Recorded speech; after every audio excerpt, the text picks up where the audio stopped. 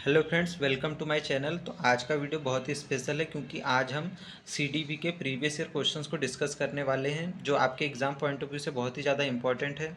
सारे question previous year है, कोई भी मैं क्वेश्चन अपने मन से बना कर नहीं लाया हूँ। तो अगर आपको 30 आउट ऑफ 30 स्कोर करना है, अच्छे से अच्छा एग्जाम स्कोर करना है, एक ही बार में सीटेट क्लियर करना है, तो ज़रूर इस वीडियो को देखिए। सबसे पहले चलिए बिना किसी टाइम वेस्ट के आप शुरू करेंगे। तो टोटल शायद 10 क्वेश्चन है, इसमें हम लोग इनको डिस्कस करने वाले हैं, तो वीडियो ज़्यादा भी लंबा नहीं होगा और सभी क्वेश्चन को ध्यान से पढ़ना है। तो अगर मैं बात करूं सबसे पहले क्वेश्चन की, तो ये क्या है, अभिकथन निष्कर्ष वाला क्वेश्चन है। मैं आपको इस क्वेश्चन की थोड़ा पैटर्न बता देता हूँ। क्या होता है ना, बहुत सारे बच्चों को इस मतलब जो अभिकथन निष्कर्ष वाले या फिर अभिकथन कारण वाले क्वेश्चन में बड़ा कन्फ्यूज़न हो जाता है। तो आपको इनको सॉल्व करने की एक सिंपल ट्रिक याद रखनी है कि सबसे पहले क्या है, अभिकथन को आप सॉल्व करेंगे कि मतलब अभिकथन को पढ़कर देखेंगे क्या वो आपको सही लग रहा है। फिर आप कारण को पढ़कर देखिए क्या वो सही लग रहा है। तो आपका 50% काम हो चुका है। और बाकी का काम जो है आप ये देखिए कि कारण क्या अभिकथन पर फिट बैठ रहा है या नहीं। तो अगर आपको लग रहा है कि कारण अभिकथन पर फिट बैठ रहा है तो फिर आपको कोई दिक्कत नहीं है। और अगर आप क्या करते हैं, अगर मान के चलिए अभिकथन देखा आपने, मान के चलिए अभिकथन गलत मिल गया, तो फिर कोई दिक्कत ही नहीं है, ए गलत हो जाएगा और आर सही, ये वाला ऑप्शन हो सकता है। और अगर आर भी गलत दिख रहा है तो दोनों ही गलत वाला ऑप्शन लगा सकते हैं। तो अगर दोनों में से कोई एक गलत निकल जाता है तो फिर कोई दिक्कत नहीं है, लेकिन अगर दोनों सही निकलते तो उसके बाद ये भी देखना जरूरी होता है कि क्या कारण अभिकथन के लिए सही है या नहीं। तो चलिए शुरू करेंगे। सबसे पहले तो क्वेश्चन को पढ़िए आप, मैं आपको पढ़कर बताता हूँ। कुछ बच्चों में ऐसी विशेषताएं होती है जो उनके माता पिता से मिलती है, जबकि अन्य अपने माता पिता से स्पष्ट रूप से भिन्न होते हैं। अब आपको ये बात क्या लग रही, सही लग रही है या गलत लग रही है? देखिए, कुछ बच्चों में ऐसी विशेषताएं होगी ज़रूर कि वो क्या होते हैं, अपने माता पिता के जैसे एकदम सिमिलर दिखते, दिखने में उनका जो स्किन कलर है अपने मम्मी पापा समान होगा, उनके आँखों का रंग अपने माता पिता के समान होगा। तो इन सब चीज़ों से क्या होता है कि अपने माता पिता के समान कुछ बच्चे दिखते हैं। जबकि क्या होता है, अन्य जो बच्चे होते हैं अपने माता पिता से स्पष्ट रूप से भिन्न होते हैं। मतलब कई कई बच्चे क्या हो गए, स्किन कलर में, हाइट में, उसके उनके जो मतलब बॉडी टाइप जो होगा उनका, जिस हिसाब से स्ट्रक्चर होगा, बोलने का जो ढंग होगा, उसमें अपने जो मम्मी पापा अपने पेरेंट्स से एकदम क्या हो गए, वो डिफरेंट होते हैं। तो ये तो एकदम बिल्कुल सही बात है कि कुछ बच्चे ऐसे होंगे जो अपने माता पिता के एकदम सिमिलर होते हैं, कुछ बच्चे एकदम अलग होते हैं। तो ये बात हमको सही लग रही है, ठीक है। अब कारण की बात करेंगे तो कारण क्या बताया गया है कि यह पता लगाना कि कोई विशेषता वंशानुक्रम के कारण कितनी है और पोषण या पर्यावरण के कारण कितनी है, एक जटिल मुद्दा है। मतलब आप किसी भी चीज़ के बारे में ये पता स्पष्ट रूप से नहीं लगा सकते कि मतलब कोई चीज़ वंशानुक्रम से कितनी प्रभावित हुई होगी और वातावरण से कितनी प्रभावित हुई होगी। हो सकता है कि किसी के जो मतलब मान के चलिए कोई अच्छी, किसी की बॉडी बहुत अच्छी, कोई बहुत हेल्दी है, हो सकता है बहुत अच्छा खाना पीने की वजह से हुआ हो हेल्दी, या फिर उसके जो जेनेटिक्स है वही बहुत अच्छे हो कि वो भले ही थोड़ा कम कम खान पान भी कर रहा है पर उसकी बॉडी बहुत अच्छे से विकसित हो रही है, ठीक है। तो कई लोगों ने को आपने देखा हो कि उनकी फिजिक बहुत अच्छी होती है, इसीलिए नहीं कि वो बहुत अच्छा कुछ अलग से खा रहे हैं, कुछ बहुत ज़्यादा प्रोटीन वाली चीज़ें खा रहे हैं, लेकिन क्या है कि उनको जेनेटिकली वो चीज़ें मिली है। तो ये भी मुझे सही लग रही बात। अब देखिए, अब दोनों जो पॉइंट है, कारण और अभिकथन, दोनों तो सही है, लेकिन क्या हमको कारण अभिकथन के हिसाब से सही लग रहा है ये देखना है। तो देखिए, यहाँ जो बात करी गई है कि कोई बच्चे अपने माता पिता से स्पष्ट रूप से भिन्न होंगे, मतलब कि उन पर क्या हुआ, वंशानुक्रम का प्रभाव थोड़ा कम पड़ा। और जो बच्चे अपने माता पिता से एकदम मिलते जुलते, मतलब उन पर वंशानुक्रम का प्रभाव ज़्यादा पड़ा। और जिन पर वंशानुक्रम का प्रभाव कम पड़ा उन पर वातावरण का ज़्यादा पड़ा, जिन पर वंशानुक्रम का ज़्यादा पड़ा उन पर वातावरण का कम पड़ा। तो ये बात बिल्कुल इसी चीज़ की बात कर रहा है कि ये एक जटिल मुद्दा है कि किस पर कितना प्रभाव पड़ेगा। आप किसी भी बच्चे को देखकर ये नहीं बोल सकते कि इस बच्चे पर वंशानुक्रम का कितना प्रभाव हो रहा है और पर्यावरण का कितना प्रभाव हो रहा है। ये एक गंभीर मुद्दा होता है, कभी कभी कोई किसी का अनुपात ज़्यादा होता है, कभी कभी किसी का अनुपात ज़्यादा होता है, ठीक है। तो दोनों पॉइंट सही लग रहे हैं और दोनों एक दूसरे की व्याख्या भी कर रहे हैं। तो हमारा ऑप्शन नंबर 1 क्या हो जाएगा, सही हो जाएगा। तो ऑप्शन नंबर 1 आप राइट टिक कर लेंगे, ठीक है। तो फर्स्ट क्वेश्चन सॉल्व हो गया। अगर कोई इंग्लिश मीडियम वाला है तो वो भी पढ़ सकता है, उनके लिए दिए गए हैं कि some children have characteristics that resemble their parents while others are markedly different from their parents। मतलब कुछ बच्चों के जो कैरेक्टरिस्टिक है अपने माता पिता के बिल्कुल एक समान होंगे और कुछ बच्चों के बिल्कुल अलग होंगे। ये हो गया हमारा अभिकथन, मतलब अजर्सन। और दूसरा क्या है, रीज़न है कि working out how much of any characteristic is due to nature और genes and how much is due to nurture और environment is a complex issue. मतलब कितना पर्यावरण के कारण हो रहा है परिवर्तन और कितना वंशानुक्रम के कारण हो रहा है, ये बताना बड़ी जटिल बात है। तो दोनों सही है और मतलब both A and R true and R is the correct explanation of A. तो ठीक है, ये करेक्ट हो जाएगा। तो ठीक है, अब ऐसे डिस्कस करेंगे। फर्स्ट क्वेश्चन आपको समझ आ गया होगा। कोई भी कन्फ्यूज़न है तो आप कमेंट सेक्शन में लिखिए, और अगर कोई भी यहाँ पर आपको आंसर लिखने से सबसे पहले आंसर आप लिखिए और उसके बाद आंसर देखिए। ठीक है, तो इससे आपकी क्या होगी, बहुत अच्छी प्रैक्टिस होगी, और प्रैक्टिस अगर आप अच्छी कर पाएंगे तभी एग्ज़ाम में अच्छा स्कोर कर पाएंगे। अब सेकंड क्वेश्चन है कि विकास के बारे में निम्नलिखित में से कौन सा कथन सही है। विकास मतलब डेवलपमेंट। ठीक है, डेवलपमेंट के बारे में कौन सा स्टेटमेंट जो है वो सही है।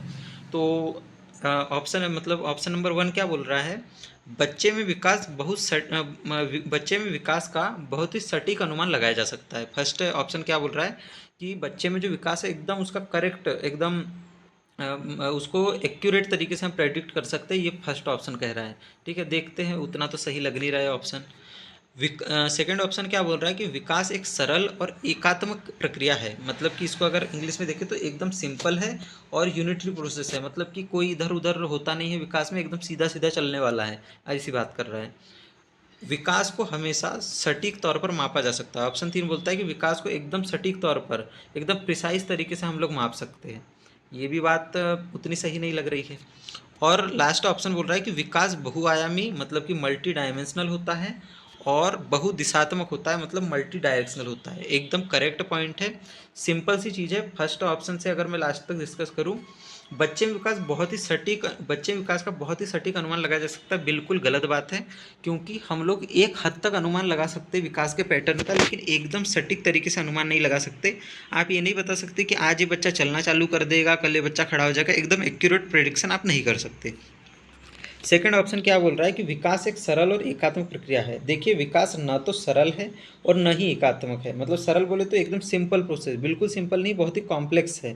और एकात्मक प्रक्रिया है, बिल्कुल नहीं एकात्मक नहीं, इसमें बहुत सारे फैक्टर है। ठीक है, ये मल्टी डायमेंशनल होता है। ठीक है, और थर्ड ऑप्शन क्या बोल रहा है कि विकास को हमेशा, मतलब कि हर समय, ऑलवेज सटीक तौर पर मापा जा सकता है, मतलब एकदम प्रिसाइज तरीके से, एकदम एक्यूरेट तरीके से मापा जा सकता है। तो ये भी गलत बात है, कभी भी आप विकास का एकदम सटीक अनुमान नहीं लगा सकते। ये बिल्कुल फर्स्ट ऑप्शन जैसा ही है। ठीक है, और लास्ट में क्या बोल रहा है कि विकास बहुआयामी है, मतलब मल्टी डायमेंशनल है, बहुत सारे आयाम होते हैं। शारीरिक आयाम होगा, संवेगात्मक आयाम होगा, मानसिक आयाम होगा, बौद्धिक होगा, सामाजिक होगा, भाषाई होगा, बहुत सारे तरीके के विकास होंगे। बहुदिशात्मक होगा, अलग अलग दिशाओं में चलेगा, एक तो सिफेलोकॉर्डल तरीके से चलेगा, प्रॉक्सिमो डिजिटल टाइप से चलेगा, मतलब इसकी क्या होगी, बहुत सारी दिशाएं होगी। तो ठीक है, तो ये ऑप्शन 4 एकदम करेक्ट हो जाएगा। बहुत ही सिंपल क्वेश्चन था और बहुत ही सिंपल आंसर भी है। ठीक है, आपको क्या याद रखना है कि आपको सभी ऑप्शंस को पहले पढ़ना है और उसमें से जो सबसे उपयुक्त है उसको लगाना है। ठीक है, तो सभी ऑप्शन को पढ़े, कभी भी एक दो ऑप्शन को पढ़कर ही आपको डायरेक्ट टिक नहीं लगा देना एग्जाम में। अब देखिए, अब थर्ड क्वेश्चन है, ये भी असर्शन एवं रीजन वाला है, मतलब कि वो अभिकथन निष्कर्ष वाले। क्वेश्चन क्या बोल रहा है, अभिकथन दिया हुआ है कि समझने व बोलने की क्षमता मुंह और मस्तिष्क के शारीरिक विकास पर निर्भर करती है। मतलब हम किसी चीज़ को समझ रहे हैं, हम क्या बोलेंगे, ये मुंह के, मतलब हमारे जो माउथ है, जो हमारे वोकल कोड्स हैं इन सब के, और मस्तिष्क के, मतलब हमारे ब्रेन के शारीरिक विकास पर मतलब निर्भर करता है। ठीक है, शारीरिक विकास पर डिपेंड करता है। बात तो सही लग रही है, क्योंकि कहीं ना कहीं जो हम समझ रहे हैं वो हमारे ब्रेन पर डिपेंडेंट है, तो मस्तिष्क आ गया, और बोलने की क्षमता हमारे मुंह पर डिपेंडेंट है। अगर किसी व्यक्ति की जीभ में कोई प्रॉब्लम है, वोकल कॉर्ड में कोई प्रॉब्लम है, मुंह से संबंधित कोई समस्या है, तो नहीं बोल पाएगा अच्छे से। कोई बच्चे हकलाते, स्टैमर करते, उसी वजह से करते। ठीक है, तो अभिकथन तो बिल्कुल सही लग रहा है। कारण क्या बोल रहा है कि संवेगात्मक विकास जो है वो शारीरिक विकास से संबंधित है। मतलब कि हमारा जो इमोशनल डेवलपमेंट होता है, मतलब जो हम इमोशनली डेवलप होते हैं, वो शारीरिक विकास से संबंधित होता है। तो ये भी बिल्कुल सही बात है। अब हमको ये देखना है कि क्या कारण इसकी बात कर पा रहा है, मतलब कारण अभिकथन को जस्टिफाई कर पा रहा है, तो हमको पता चलेगा। देखिए, सेकंड ऑप्शन में क्या बोल रहा है कि संवेगात्मक विकास, मतलब हमारा जो भावनात्मक विकास है वो शारीरिक विकास से संबंधित होता है। मतलब यहाँ शारीरिक विकास की बात करी गई है कि कैसे शारीरिक विकास से अन्य प्रकार के विकास संबंधित होंगे, अन्य प्रकार की क्षमताएं संबंधित होगी। और यहाँ भी क्या बात करी गई है कि शारीरिक विकास पर कौन निर्भर करेगा, समझने और बोलने की क्षमता। मतलब दोनों में ही शारीरिक विकास का महत्व ही बताया जा रहा है। तो मतलब कारण जो है वो अभिकथन का ही एक प्रकार से वर्णन कर रहा है। ठीक है। अब आप इसमें ना जैसे एग्जाम में क्या है, इसमें थोड़ा कन्फ्यूज़न होता है कि यहाँ तो बात हो रही संवेगात्मक विकास की और यहाँ समझने बोलने की बात हो रही है। लेकिन आप देखिए दोनों में ही बात हो रही है किस चीज़ की, दोनों में ही बात हो रही है शारीरिक विकास से संबंधित होने की। मतलब कि शारीरिक विकास का महत्व ही बताया जा रहा है। तो ये ए एवं आर दोनों सही माने जाएंगे, मतलब दोनों करेक्ट तो है ही है। साथ ही ये इसी का मतलब क्या कर रहा है, इसी की व्याख्या कर रहा है। तो ए आर की सही व्याख्या करता है। तो ऑप्शन नंबर 1 ठीक हो जाएगा। सारे क्वेश्चन प्रीवियस ईयर वाले हैं और जो इनका आंसर ही बता रहा हूँ ये भी ऑफिशियल आंसर की से वेरीफाइड है। तो आपको इसमें कोई भी टेंशन लेने की ज़रूरत नहीं है। ठीक है। अब नेक्स्ट क्वेश्चन डिस्कस करेंगे। अब देखिए ये क्वेश्चन थोड़ा सा फैक्ट बेस्ड है। यहाँ पर क्या बोला गया है, अधिकांश बच्चे 5 से 6 सुसंगत वाक्य कब बोल सकते हैं। मतलब कि most children can speak 5 to 6 coherent sentence at, मतलब किस एज में बोल पा रहे हैं बच्चे। तो देखिए यहाँ पर ऑप्शन है कि क्या 1 साल में बोलते हैं। तो आपने देखा होगा कि 1 साल में बच्चे वाक्य तो नहीं बोलते, छोटी मोटी आवाज़ें या फिर मम्मी पापा ऐसे छोटे छोटे वर्ड बोलना सीखते हैं। ठीक है। 7 साल के टाइम पे तो बच्चे की अच्छी खासी स्पीच डेवलप हो जाती है, मतलब अच्छा खासा बोलने लायक बच्चा हो जाता है, स्कूल तक जाने लग जाता है। 5 साल में भी क्या होता है, स्कूल के लगभग तैयार हो चुका होता है, नर्सरी में जाने लग जाता है, तो बच्चा अच्छे से बोल पाता है। लेकिन जो 5 से 6 सुसंगत वाक्य है, मतलब कि 5 to 6 सेंटेंसेस जो बच्चा बोल पा रहा है, वो ना 3 साल की स्टेजेस का टाइम होगा। ठीक है। तो 1 साल तो बहुत ही ज़्यादा क्या हो जाएगा, कम हो जाएगा। 5 साल 7 साल में तो एक अच्छी खासी स्पीच बच्चे की डेवलप हो जाती है, मतलब बोलने लायक का, मतलब कोई बहुत बड़ा वक्ता नहीं बन जाता बच्चा, पर बोलने लायक हो जाता है। लेकिन 3 साल में क्या होता है, बच्चा 5 से 6 मीनिंगफुल वाक्य बोल सकता है जिनका कुछ स्पष्ट मीनिंग निकल रहा हो। ठीक है। तो सिंपल सा आंसर है क्वेश्चन नंबर 4 का ऑप्शन नंबर 2। ठीक है। आगे बढ़ेंगे। अब यहाँ पर बोला गया है कि लेव वाइगोत्स्की के अनुसार जैसे जैसे बच्चे बड़े होंगे उनकी भाषा खालिस्तान की ओर विकसित होगी। ठीक है। इंग्लिश में एज पर Lev Vygotsky as children grow their language develops from blank. तो जैसे देखो क्या बोल रहे कि जैसे जैसे बच्चे बड़े होंगे, ठीक है, मतलब बड़े होंगे का मतलब कि जब 1 साल से 2 साल के होंगे, 2 से 3 साल के होंगे, तो उनकी भाषा कहाँ से कहाँ की ओर विकसित होगी। देखिए आपने जब छोटे बच्चे को देखा होगा, जब वो अपने से गुड़िया से खेल रहे हैं तो कैसे बात करेंगे पता है कि ए गुड़िया पानी पी ले, या फिर ए गुड्डे पानी पी ले, या फिर इसको उसको नहलाएंगे, ऐसे ऐसे काम करेंगे, मतलब उसको बोल बोल कर सारी एक्टिविटीज़ करेंगे। कोई चीज़ अगर उठा भी रहे, कोई खिलौने के साथ खेल भी रहे, तो उसके साथ ना एक बोलने वाली एक्टिविटी जरूर करते हैं। मतलब क्या है, बाहरी बोलकर आप उसको सुन सकोगे, मतलब क्या हो रही, बाहरी बात कर रहे हैं। ठीक है। जिसको क्या बोला जाता है, एक्सटर्नल स्पीच बोला जाता है। और धीरे धीरे जैसे जैसे समय बढ़ेगा तो बच्चे क्या होंगे, बच्चों का मानसिक विकास होगा, तो बच्चे अंदर अपने दिमाग के अंदर सोचने में सक्षम हो पा रहे हैं, तो वो क्या करेंगे, उनकी जो वाक होगी वो आंतरिक वाक की ओर बढ़ेगी। ठीक है। तो इसमें जो राइट ऑप्शन होगा वो कौन सा होगा, इसमें राइट ऑप्शन होगा क्वेश्चन नंबर, तो सबसे पहले पूरे ऑप्शंस को पढ़ लेंगे। बाहरी वाक से आंतरिक वाक, क्या बच्चे इसमें मतलब कि बाहरी स्पीच से आंतरिक स्पीच की तरफ बढ़ रहे हैं। तो आप बोल सकते हैं कि मतलब inner speech to external speech पहला ऑप्शन दिया गया है कि मतलब क्या बच्चे बाहरी वाक, मतलब जो बाहर बोल रहे हैं उससे अंदर की ओर बढ़ रहे हैं, या फिर निज वाक से आत्म केंद्रित वाक की ओर बढ़ रहे हैं। तो देखिए प्राइवेट स्पीच ईगोसेंट्रिक स्पीच लगभग सेम ही चीज़ है। ठीक है। बस निजी वाक को बताया था वाइगोस्की ने, आत्म केंद्रित वाक को बताया था जीन पियाजे ने, तो बात वही है। तो ये ऑप्शन तो कट हो जाएगा। ठीक है। अब बोल रहा है मूक वाक से मौखिककरण। मौखिककरण मतलब कि मौखिककरण का मतलब होता है कि वो बोल रहे हैं। ठीक है। मतलब जब वो बोल रहे हैं बच्चे तो उनकी आवाज़ आपको सुनाई दे रही है, इसी को क्या बोला जाता है, मूक वाक बोला जाता है। तो क्या मूक वाक कर रहे हैं बच्चे शुरुआत में, सॉरी मैंने आपको कंफ्यूज कर दिया। मूक वाक मतलब होता है जब बच्चे कुछ नहीं बोल रहे, सब अपने दिमाग में सोच रहे हैं। और मौखिककरण का मतलब होता है जब बच्चे बोल रहे हो आपका आवाज़ आ रही है। तो क्या बच्चे पहले मूक होते हैं और फिर उसके बाद बोलना चालू करते हैं, बिल्कुल नहीं। बच्चे पहले बाहर बाहर बोलते हैं जो आपको सुनाई दे सके, और फिर बाद में क्या करते हैं, अपने मन के अंदर बोलेंगे। तो ये ऑप्शन भी गलत हो जाएगा। अब दो ऑप्शन में थोड़ा कन्फ्यूज़न आपको हो सकता है कि क्या बाहरी वाक से बच्चे आंतरिक वाक की ओर बढ़ रहे हैं, तो ये भी सही लग रहा है। और मौखिककरण से आंतरिक वाक्य की ओर बढ़ रहे हैं, तो ये भी आपको क्या लगेगा, सही लगेगा। लेकिन अगर आप इसका इंग्लिश ट्रांसलेशन देखेंगे, देखिए अब आप जैसे ये एग्जाम का ही क्वेश्चन था, इसमें क्या आया था, बाहरी वाक से आंतरिक वाक। आपको ये सुनने में सही लग सकता था कि चलो बच्चा बाहर बोल रहा है, मतलब कि सबको सुनाई दे रहा है, और वहाँ से फिर क्या कर रहा है बच्चा, अपने अंदर बोलना चालू कर रहा है। लेकिन कभी भी अगर हिंदी और इंग्लिश ट्रांसलेशन में कन्फ्यूज़न हो तो क्या किया जाता है, जो इंग्लिश ट्रांसलेशन है उसको प्राथमिकता दी जाती है। तो यहाँ क्या बोला गया, inner speech to external speech, मतलब बच्चा पहले अंदर बोल रहा है फिर बाहर, तो ये गलत हो जाएगा। बच्चा पहले अंदर से बाहर नहीं जाएगा, पहले बच्चा बाहर बाहर बोलेगा और फिर अंदर जाएगा। सबसे करेक्ट ऑप्शन होगा इसमें लास्ट वाला, फोर्थ ऑप्शन, मौखिकीकरण से आंतरिक वाक।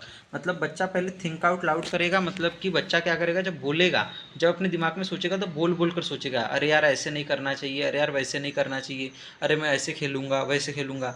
और फिर क्या करेगा, बाद में इनर स्पीच में आ जाएगा, मतलब फिर क्या करेगा बच्चा, दिमाग के अंदर सोचेगा, बाहर उसको बोलकर व्यक्त नहीं करेगा। तो फोर्थ ऑप्शन करेक्ट हो जाएगा। इसलिए इंग्लिश में भी क्या करते रहिए आप लोग, देखते रहिए, कई बार इंग्लिश की वजह से भी कन्फ्यूज़न, मतलब ट्रांसलेशन की वजह से कन्फ्यूज़न हो जाता है। ठीक है, तो फोर्थ ऑप्शन, फिफ्थ ऑप्शन आपको समझा दिया है। कोई भी कन्फ्यूज़न रहे तो आप कमेंट सेक्शन में भी पूछ सकते हैं। अब क्वेश्चन नंबर कौन सा है, क्वेश्चन नंबर है 6।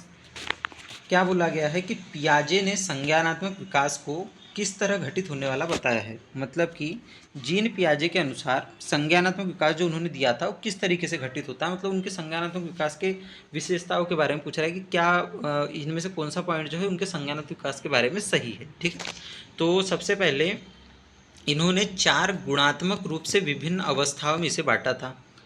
तो सही बात लग रही है क्योंकि 4 अवस्थाएं तो दी थी। तो ठीक है, इस ऑप्शन पर देखते हैं। इन्होंने 3 प्रगतिशील स्तर दिए थे। बिल्कुल नहीं, 3 प्रगतिशील स्तर कोहलबर्ग ने दिए थे, इन्होंने नहीं दिए थे। उनके नैतिक विकास में आप लोग 3 लेवल या 3 स्तर देख सकते हैं। ठीक है, 8 अवस्थाओं में संघर्ष के संकल्प के रूप में, मतलब क्या उन्होंने 8 अवस्थाओं में, as resolution of conflict at stage, मतलब क्या उन्होंने 8 अवस्थाओं में, 8 अलग अलग संघर्ष की अवस्था में अपने स्टेजेस को बांटा था? बिल्कुल नहीं बांटा था। हाँ, भले 8 प्रकार की बुद्धि किसने दी थी? हार्वर्ड गार्डनर ने दी थी। जन्म से लेकर वयस्कता तक निरंतर तरीके से बांटा था। मतलब क्या उन्होंने जन्म से लेकर वयस्कता तक उसको निरंतर तरीके से चलने वाले विकास के रूप में बांटा था? तो एक निरंतर के रूप में तो नहीं माना था उन्होंने, उन्होंने इसको स्टेजेस में बांटा था। कंटिन्यूस नहीं माना, बल्कि उन्होंने इसको क्या माना, डिसकंटिन्यूस, मतलब कि असतत माना था। ये भी इनके सिद्धांत के बारे में आपको याद रखना है कि उन्होंने अपने सिद्धांत को क्या माना था, डिसकंटिन्यूस। ठीक है, कि बच्चे का डेवलपमेंट क्या होगा, डिसकंटिन्यूस होगा। तो सबसे करेक्ट ऑप्शन इसमें कौन सा है? सबसे करेक्ट ऑप्शन है ऑप्शन नंबर ए, 4 गुणात्मक रूप से विभिन्न अवस्थाएं, मतलब कि इन 4 क्वालिटेटिवली डिफरेंट स्टेज। मतलब उन्होंने कितनी स्टेजेस दी थी, जिसको क्या नाम रखते हैं याद, SPCF से याद भी रखते हैं हम लोग। इसको बोलते हैं सेंसरी मोटर स्टेज, इसको बोला जाता है प्री ऑपरेशनल स्टेज, इसको बोला जाता है कॉन्क्रीट ऑपरेशनल, इसको बोला जाता है फॉर्मल ऑपरेशनल। संवेदीगामक, पूर्व संक्रियात्मक, मूर्त संक्रियात्मक और औपचारिक संक्रियात्मक। ठीक है, तो इन्होंने क्या किया था, 4 स्टेज में बांटा था। ऑप्शन नंबर 1 एकदम करेक्ट है। ठीक है, 4 अलग अलग अवस्था में बांटा था, 3 में नहीं बांटा था, नहीं 8 में बांटा था, नहीं जन्म से लेकर वयस्कता तक निरंतर तरीके से होने वाला कहा था। उन्होंने तो बताया था कि निरंतर नहीं बल्कि अनिरंतर होता है। ठीक है, असतत विकास माना था इन्होंने। तो आगे बढ़ेंगे। अब ये क्वेश्चन है थोड़ा स्टोरी टाइप का है। रमा ने अपने भाई ताहिर के साथ मतलबी तरीके से व्यवहार किया। रमा ने क्या किया, उसका भाई है कोई ताहिर, उसके साथ कैसा व्यवहार किया, मतलबी तरीके से, मतलब कि थोड़ा स्वार्थी तरीके से व्यवहार किया। और अगले दिन क्या हो गया, ताहिर हो गया बीमार, ताहिर बीमार हो गया। रमा ने निष्कर्ष निकाला कि उसने अपने भाई को बीमार कर दिया। तो अब बताना है हमको कि पियाजे के अनुसार रमा संज्ञानात्मक विकास के किस चरण में है। मतलब क्या हुआ कि रमा था, रमा का एक भाई था, रमा थी, रमा का एक भाई था ताहिर। रमा और ताहिर का समझ लीजिए कुछ मतलबी तरीके से व्यवहार किया होगा। और अगले दिन क्या हो गया, ताहिर बीमार हो गया। तो रमा ने क्या निष्कर्ष निकाल लिया कि उसने अपने भाई को क्या कर दिया, बीमार कर दिया। तो अब बताना है कि पियाजे के अनुसार रमा संज्ञानात्मक विकास के किस चरण में है। तो देखिए, अगर रमा को ये लग रहा है कि रमा के गलत व्यवहार की वजह से उसका भाई बीमार पड़ गया, मतलब वो क्या कर रही है अपने बारे में, उसको क्या, वो अपने बारे में बड़ी सेल्फ सेंटर्ड है। मतलब वो क्या सोच रही है कि मेरे गलत, मतलब मेरे साथ उसने उसको ऐसा लग रहा होगा ना कि मेरे भाई ने मेरे साथ गलत तरीके से व्यवहार किया, और उसके वजह से क्या हुआ, मेरी पावर्स की वजह से उसको क्या हो गया, उसको वो बीमार हो गया। तो वो अभी इस अवस्था में क्या है, बड़ी ही आत्म केंद्रित है और सभी पहलुओं पर विचार नहीं कर सकती। हो सकता है कि उसके भाई को सर्दी के वजह से सर्दी लग गई हो, सर्दी का मौसम है या कुछ हो, या फिर उस बच्चे को किसी और वजह से बुखार आ गया हो, कुछ हो गया हो। तो अभी पूरे पहलुओं की तरफ वो नहीं देख पा रही है और ना ही वो अमूर्त चिंतन करने में इतनी सक्षम है। तो अभी वो किस अवस्था में है? अभी वो पूर्व संक्रियात्मक अवस्था में है। क्योंकि इस स्टेज में बच्चा क्या होता है, इस स्टेज में जो बच्चा होता है क्या होता है, ईगोसेंट्रिक होता है, मतलब कि वो खुद ही के बारे में सोचेगा। तो रमा भी क्या कर रही है? रमा भी तो यही सोच रही है कि मैंने अपने भाई के साथ गलत व्यवहार किया था, या फिर मेरे भाई ने मेरे साथ गलत व्यवहार किया और इस वजह से मैंने उसको बीमार कर दिया। मतलब अपनी पावर्स को थोड़ा एग्जेजरेट कर रही है। तो ईगोसेंट्रिक है और सभी पहलू पर विचार नहीं कर रही है। हो सकता है सिर्फ ये देख रही कि मेरे साथ झगड़ा हुआ, ये देख ही नहीं रही है कि हो सकता है कि उसको सर्दी खांसी हो गई हो, उसको बुखार आ गया हो, या फिर उसको वायरल फीवर हो गया हो। मतलब पूरे पहलू पर विचार नहीं, मतलब पूर्व संक्रियात्मक अवस्था में है। ठीक, ईगोइस्ट है थोड़ी सी। अब आगे बढ़ेंगे तो नेक्स्ट क्वेश्चन 8th नंबर का। अब देखिए क्या बोला गया है, खालिस्तान वह प्रक्रिया है जिसके द्वारा बच्चे अपनी जेंडर भूमिकाओं के बारे में जागरूक हो जाते हैं। मतलब कि इन्होंने बोला है कि ऐसी कौन सी प्रक्रिया है जिसके द्वारा जो बच्चे होंगे वो अपने जेंडर भूमिकाओं के बारे में अवेयर हो जाएंगे, जेंडर भूमिकाओं को समझने लगेंगे। तो देखिए, जेंडर समरूपता या फिर जेंडर होमोजेनिटी का मतलब क्या होता है? जब दो लोगों के जेंडर समान हो, मतलब कोई मेल है और वो दोनों लोग मेल हैं, तो वो क्या हो गए, जेंडर समरूपता हो गई कि उनके जेंडर समान है। दो फीमेल है तो उनके जेंडर समान हो गए। या फिर जेंडर रिलेटेडनेस, मतलब कि जेंडर किस तरीके से संबंधित है, इसको क्या कहेंगे, जेंडर संबंधता कहेंगे। इसका भी इस क्वेश्चन से कोई संबंध नहीं दिख रहा है, ना ही जेंडर समरूपता का। जेंडर इक्वालिटी का मतलब क्या होता है कि सभी जेंडर समान होंगे, मतलब कि मेल को भी बराबर का हक है, फीमेल को भी बराबर का हक है। इस कॉन्सेप्ट को क्या बोलेंगे, जेंडर समानता। इसके बारे में बात नहीं कही गई है। बात करी गई है कि वो प्रक्रिया कौन सी जिसके द्वारा बच्चे अपनी जेंडर भूमिकाओं के बारे में जागरूक होते हैं। तो वो है जेंडर वर्गीकरण या फिर जेंडर टाइपिंग की। मतलब बच्चे को क्या बताया जाएगा कि लड़कियां हैं तो उनको फ्रॉक पहनना है, लड़के हैं तो उनको जीन्स पैंट पहनना है, लड़के हैं तो वो शर्ट पहनेंगे, लड़कियां हैं तो सलवार सूट पहनेगी। ये सब जो चीज़ें होती है ये क्या होती है, जेंडर टाइपिंग के अंतर्गत आती है। मतलब जब हम बच्चों को वो प्रक्रिया जिसके स्वरूप बच्चे क्या होंगे, अपनी जेंडर भूमिकाओं को समझेंगे। जैसे कई कई समाजों में क्या बताया जाता है, लड़कियां खाना बनाने के काम की है, लड़के बाहर जाकर कमाने के काम के। तो ये सब चीज़ें जो होती है क्या होती है, जेंडर वर्गीकरण करती है, जो बताती है कि हमारा ये जेंडर रोल है, हमको ये करना है। ठीक है, तो हालांकि ये सब चीज़ें सही नहीं होती, समाज द्वारा बनाई गई होती है। तो आपको समझ आ गया होगा। ऑप्शन नंबर 1 मैंने आपको बताना भूल गया। ठीक है, ऑप्शन नंबर 1 करेक्ट होगा। क्वेश्चन नंबर 9 पर हम आ जाएंगे। क्या बोला गया है, निम्न में से कौन सा जो परिदृश्य है वो लेव वाइगोत्स्की की आलम्बन, मतलब स्केफोल्डिंग शब्द का ना बहुत सारे अर्थ हो जाते हैं हिंदी में, तो इंग्लिश में याद रखेंगे स्केफोल्डिंग को। मचान या पहाड़ कई प्रकार के नामों से इसको जानते हैं। इसके फोल्डिंग की अवधारणा के अनुप्रयोग का उपयुक्त वर्णन कर रहा है। मतलब कौन सा जो यहाँ पर ऑप्शन दिया है वो लेव वाइगोत्स्की के इसके फोल्डिंग का अच्छे से वर्णन कर रहा है। तो पढ़ते कौन सा वर्णन कर रहा है देखेंगे। एक शिक्षक ने क्या किया, अपने विद्यार्थियों को आधी हल की हुई समस्याएं दी जिन्हें अन्यथा हल करने में कठिनाई हो रही थी। मतलब शिक्षक ने क्या किया, एक क्वेश्चन को हाफ सॉल्व कर दिया, आधा सॉल्व कर दिया और बोला, क्योंकि उस क्वेश्चन को बच्चों को सॉल्व करने में दिक्कत आ रही थी, तो शिक्षक ने आधा सॉल्व करके उनको दे दिया। अब बच्चा आधा सॉल्व करेंगे। ठीक है, ये ऑप्शन थोड़ा थोड़ा ठीक लग रहा है। एक शिक्षिका ने विद्यार्थियों को आपस में किसी प्रकार का सहयोग और संवाद करने से सख्ती से प्रतिबंधित किया। तो देखिए ये जो क्वेश्चन है ना, ये ऑप्शन जो है ये गलत है। अब कैसे एलिमिनेट करना है आपको मैं बता रहा हूँ। सबसे पहले जो सख्ती से प्रतिबंध शब्द का प्रयोग हुआ है ना, कि बहुत ज़्यादा सख्ती से प्रतिबंधित किया, ये अपने आप में नेगेटिव वर्ड है। ये जहाँ भी आएगा ना तो ऑप्शन इसके लिए एक्यूरेट रहेगा ही नहीं। जैसे यहाँ बोला गया ना, इसका इंग्लिश जो ट्रांसलेशन है कि स्ट्रिक्टली प्रोहिबिटेड, मतलब कि बहुत ज़्यादा स्ट्रिक्ट तरीके से उसको प्रोहिबिट कर दिया गया, तो ये ऑप्शन ऐसे ही गलत हो जाएगा। और दूसरा, अगर थ्योरी के हिसाब से भी अगर हम चले तो आपस में किसी प्रकार का सहयोग न करने देना ये कोई अच्छी बात तो है नहीं। सहयोग और संवाद से ही तो बच्चे आगे बढ़ेंगे लेव वाइगोत्स्की के अनुसार, तो ये चीज़ गलत हो जाएगी। तो ये ऑप्शन तो गलत हो गया। ठीक है, एक शिक्षिका ने श्यामपट्ट पर उत्तर लिख दिए। मतलब एक टीचर था, उसने क्या किया, एक श्यामपट्ट था उस पर पूरे क्या कर दिए, उत्तर लिख दिए, आंसर्स लिख दिए और विद्यार्थियों से कहा कि अपने कॉपी में ज्यों का त्यों निष्क्रिय रूप से उतार लो। देखो ये निष्क्रिय शब्द भी जो दिख गया, निष्क्रिय शब्द, और इंग्लिश में क्या दिखेगा आपको इसका, पेसिवली। ये भी गलत है। बच्चा इसमें पैसिव या फिर निष्क्रिय नहीं होना चाहिए, सक्रिय या फिर एक्टिव होना चाहिए। तो ये अपने आप में गलत हो जाएगा।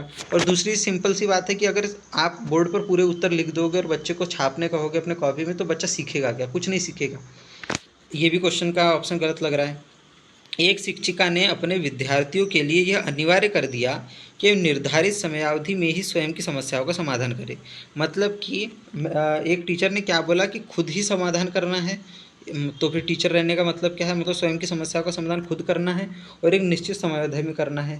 तो ये भी गलत है। बच्चों को कोई सेट टाइम पीरियड नहीं होना चाहिए। बच्चे अपनी अपने समय गति, अपने अपने सीखने की गति के हिसाब से सीखेंगे, उसके हिसाब से प्रॉब्लम सॉल्व करेंगे। तो ये भी क्वेश्चन का ऑप्शन गलत हो जाएगा। ठीक है। और बच्चे खुद से ही सारी समस्याओं का समाधान करेंगे तो फिर टीचर क्या करेगा? तो ये इस वजह से भी ऑप्शन गलत है।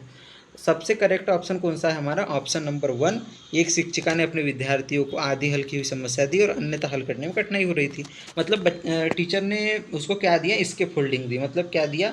एक अस्थायी सहायता दी ताकि बच्चों को क्या कर सके, कुछ समय तक उसने सहायता दी और उस सहायता को हटा दिया ताकि आगे का क्वेश्चन बच्चे सॉल्व कर सके। तो यही इसके फोल्डिंग का बहुत अच्छा उदाहरण है। ठीक है। इसका एक और उदाहरण, जैसे आपके पापा ने आपको कभी साइकिल सिखाई हो, पापा मम्मी किसी ने भी, कि आपकी साइकिल जब तक आप लोग पैडल मारना नहीं सीखते, आपकी साइकिल पकड़ के रखते थे और धीरे से छोड़ देते थे। तो क्या होता था? आपको एक अस्थायी सहायता मिल गई जिस वजह से आप पैडल मारना सीखे, और जब चलाना सीखे तो फिर उन्होंने क्या हुई? वो अस्थायी सहायता हटा दी गई। ठीक। अब आगे बढ़ेंगे। तो यहाँ तक की बातें आपको क्लियर हो गई होगी। अब हम बात करेंगे क्वेश्चन नंबर 10 की, जो है प्रोग्रेसिव एजुकेशन से संबंधित। प्रगतिशील शिक्षा एक शैक्षिक दर्शन है। मतलब क्या है? एक एजुकेशनल फिलोसॉफी है, शैक्षिक दर्शन है जो खालिस्तान पर जोर देता है। मतलब कि जो प्रगतिशील शिक्षा है, प्रोग्रेसिव एजुकेशन है, निम्न में से किस पर जोर देती है, हमको बताना है। तो सबसे पहला ही ऑप्शन है कि क्या वो छात्र केंद्रित शिक्षा और सक्रिय भागीदारी पर जोर देती है। तो सुनने में तो बहुत ही अच्छा लग रहा है, क्योंकि छात्र केंद्रित शिक्षा भी बहुत अच्छी चीज़ है और सक्रिय भागीदारी भी। इंग्लिश में इसको क्या बोलेंगे? स्टूडेंट सेंटर्ड अप्रोच, मतलब स्टूडेंट सेंटर्ड लर्निंग। मतलब कि छात्रों पे आधारित, मतलब छात्रों के हिसाब से लर्निंग होगी और बच्चे क्या होंगे? एक्टिव पार्टिसिपेशन करेंगे, सक्रिय भागीदार करेंगे। तो ये तो ऑप्शन बहुत बढ़िया लग रहा है। सेकंड ऑप्शन क्या है? रटकर याद करना और शिक्षक केंद्रित निर्देश। शिक्षक केंद्रित निर्देश कभी नहीं रखने हैं, छात्र केंद्रित रखने हैं, और रटकर तो याद बिल्कुल नहीं कराना है। बच्चे को अनुभव देने, ताकि वो चीज़ों को क्या कर सके? आंतरिकीकरण कर सके, उनको इंटरनलाइज कर सके, ना ही उनको रटवा दे। रोट मेमोराइजेशन बिल्कुल गलत। तो सेकंड ऑप्शन गलत हो जाएगा। थर्ड ऑप्शन क्या बोल रहा है? कि मानकीकृत परीक्षण और सख्त पाठचर्या दिशा निर्देश। सख्त अभी मैंने बताया था नेगेटिव वर्ड है, ये तो जहाँ दिख जाए वो ऑप्शन ही गलत है। ठीक है। और खास करके स्टैंडर्डाइज टेस्टिंग भी नहीं करनी है, क्योंकि बहुत ज़्यादा स्टैंडर्ड से नहीं चलना है हमको। हमको बच्चों के हिसाब से चलना है, हमको बच्चों के हिसाब से वो करने हैं, ना कि किसी मानकीकृत परीक्षण के हिसाब से पढ़ाना है। लास्ट में क्या बोला गया है? प्रतियोगिता और व्यक्तिगत उपलब्धि। मतलब हमको कंपटीशन पे और इंडिविजुअल अचीवमेंट पे ध्यान देना बिल्कुल नहीं देना है। इंडिविजुअल से ही पूरी शिक्षा व्यवस्था नहीं सुधरेगी, सभी बच्चों पर ध्यान देना है। हर बच्चा इंपॉर्टेंट है और हर बच्चा क्या है? सीखना हर बच्चे का ज़रूरी होता है। तो हमारा सबसे बेस्ट ऑप्शन कौन था? ऑप्शन नंबर 1, छात्र केंद्रित शिक्षा करवानी है, सक्रिय भागीदारी। इसकी बात कौन करेगा? प्रगतिशील शिक्षा। जनक इसके कौन है? इसके जनक है जॉन डीवी। ठीक है। तो जॉन डीवी इसके जनक है, ये आपको याद रखना है। हमने आज इतने क्वेश्चन लाए थे, 10 क्वेश्चन आपके लिए लाए थे। अगर आपको ये सीरीज़ अच्छी लग रही है तो आप कमेंट करिए कि मैं उसके आगे भी इसके वीडियो बनाऊंगा। ठीक है दोस्तों, आपका बहुत बहुत धन्यवाद कि आपने यहाँ तक अपना कीमती समय दिया। ठीक है, थैंक यू।